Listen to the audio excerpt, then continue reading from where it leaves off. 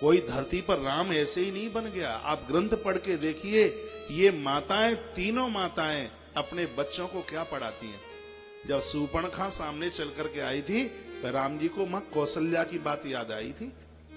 मां कौशल्या कहती थी, राम बेटा तुम रघुवंशी हो, और रघुवंशी की यह पहचान है कि पराई नारी को आंख उठा करके नहीं देखता।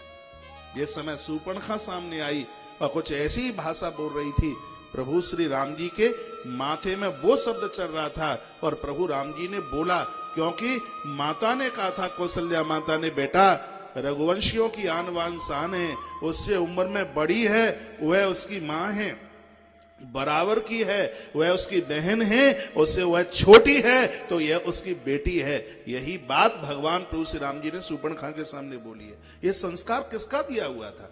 मां का। कैकेयी माता ने भी एक सूत्र दिया था। कैकेयी माता ने क्या सूत्र दिया था? कैकेयी माता ने कहा, पुत्र तुम रघुवंशी हो, और रघुवंशी जो बोलता है अपने शब्द को पूरा करता है। ये मां कैकेयी की देन थी। कैकेयी ने बोला है, रघुवंशी जो मुख से बोलेगा उसको वह अपना पूरा करेगा। तो इसका भी प्रमाण लीजिए। सुग्रीव ने कहा था भगवान को कि भगवान आपने इस विभीषण को लंकेश तो बना दिया, लेकिन रावण मारा नहीं, तो इसको तुम लंका दोगे कैसे?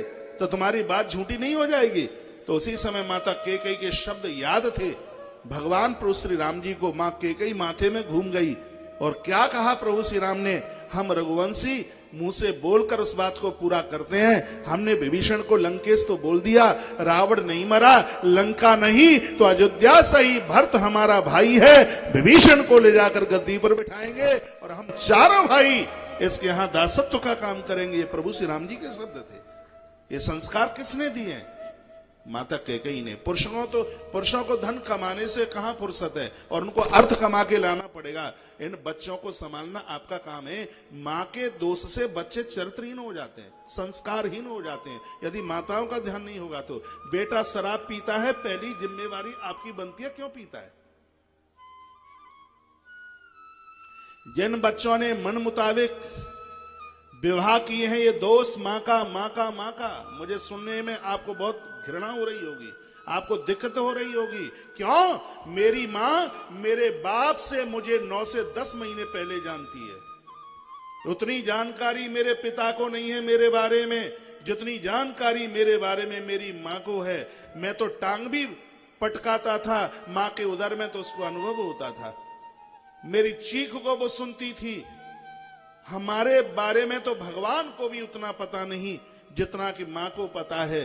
और मेरी माता यदि लापरवाही कर देंगी तो इस धरती पर धुंधकारियों की महाराज लाइन लग जाएगी।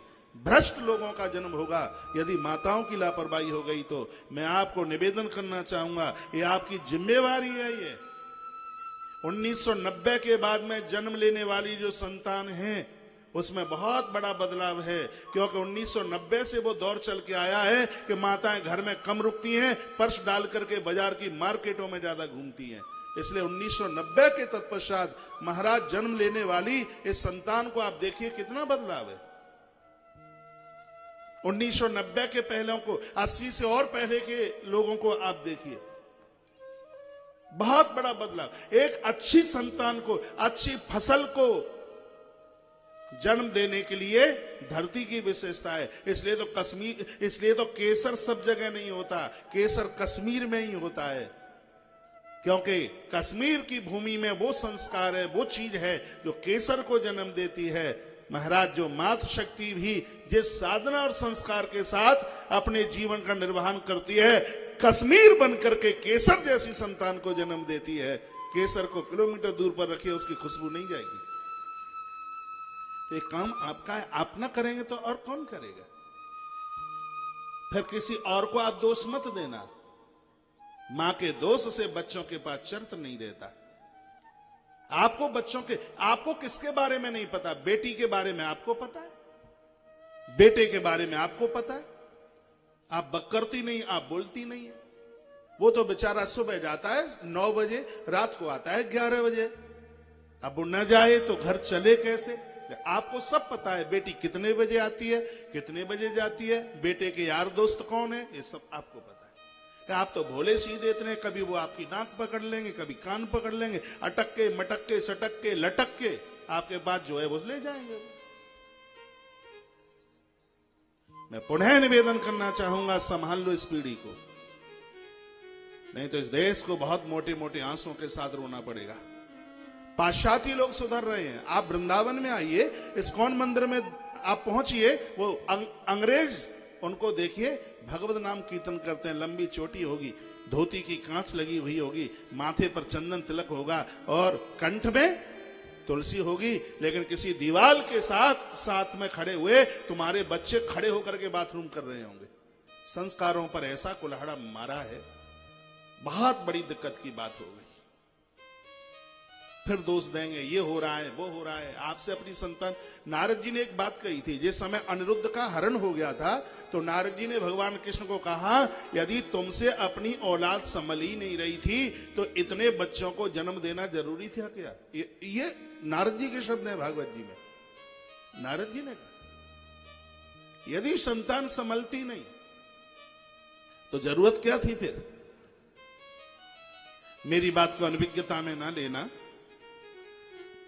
आज की स्थिति बड़ी गंभीर है और उन बहनों को मैं सतर्क कर रहा हूं जिनके अभी बच्चे छोटे, जिन बच्चों की उम्र अभी 11-12 वर्ष से कम है, 10 से अभी नीचे है, इनको बैठाइए। और बच्चे बहुत जल्दी पकड़ते हैं, बहुत जल्दी याद करते हैं, इनको वेदों के वाक्य पढ़ाइए, वेदों नीति पढ़ाइए। जीवन में कभी झगड़ा नहीं करेंगे, भाई भाई अलग नहीं होंगे, इनको पढ़ाइए। आचार्य चाणक्य के सूत्र इन्हें पढ़ाइए, आनंद आ जाएगा।